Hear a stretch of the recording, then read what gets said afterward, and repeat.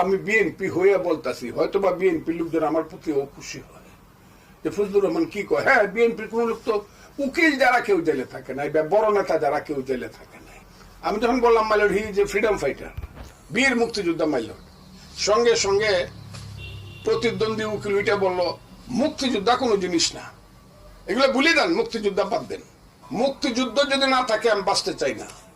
এই 10 মাস যাবৎ কোর্ট যেভাবে চলতেছে এইভাবে কোর্ট কোথাও চলে না। এটা একটা দেশ, এটা একটা বিচার বিভাগ। আমি তো সিনিয়র অ্যাডভোকেট, আমি তো বলতেছি, আমাকে কালকে তারা জিজ্ঞাসা করেন এখন যে আপনি কথাটা সত্য বলছেন না। আওয়ামী লীগের আমলে 15 বছর কোন উকিল জেলে দেয় নাই, জেলে গেলেও 3 দিনের বেশি থাকতে হয় নাই। কোন সিনিয়র অ্যাডভোকেট কোনোদিন জেলে দেয় নাই বিএনপি।